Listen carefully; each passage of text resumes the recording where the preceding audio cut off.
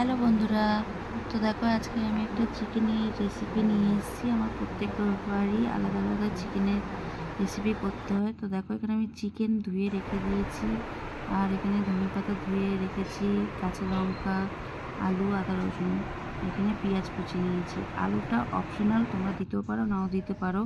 এখানে আদা রসুনের পেস্ট লঙ্কার সাথে করে রেখেছি, এখানে ধনেপাতার পেস্ট। তো এই রান্নাটা সর্ষের তেল দিয়েই করতে হবে। দেখো সর্ষের তেল নিয়ে নিয়েছি, আর গোটা গরম মশলা ফোড়ন দিলাম। এদিকে পেঁয়াজ কোচানো দিয়ে দিলাম। পেঁয়াজটা নেড়ে একটুখানি নুন দিয়ে দেবো, কারণ পেঁয়াজটা মানে ভাজার সময় নুন দিলে নরম হয়ে যায়। আর আদা রসুনের পেস্টটা আমি দিয়ে দিলাম পেঁয়াজটা নরম হওয়ার পর। তো একটু আদা রসুনের পেস্টটাও আমি ভালো করে ভাজা ভাজা করে নেবো। তো দেখো এর মধ্যে আমি হলুদ দিয়ে দিলাম, দিয়ে এটা নাড়াচাড়া করব। তারপরে আবার একটু নুন দেবো, তখন অল্প দিয়েছি বলে। তো এটা ভালো করে ভাজা ভাজা করে নেবো। এদিকে দেখো জিরে ধনের গুঁড়ো আমি রেখেছিলাম, সেটাও দিয়ে দিলাম। সেটা দিয়ে ভালো করে একটু নেড়ে চেড়ে এরপর একটু জল দিয়ে তারপর আবার মশলাটাকে কষাবো। আজকে একটু তাড়া আছে বলে কোনো রকমভাবে করছি।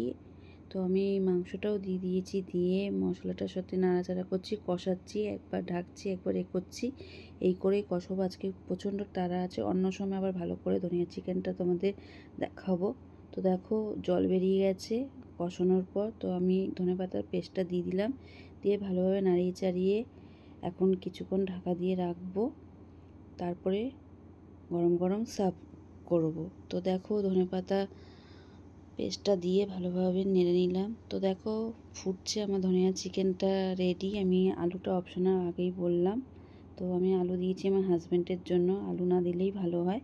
তো কেমন লাগলো আজকের রেসিপিটা তোমরা কমেন্টে জানিও। চলো টাটা, আবার নেক্সট ভিডিও।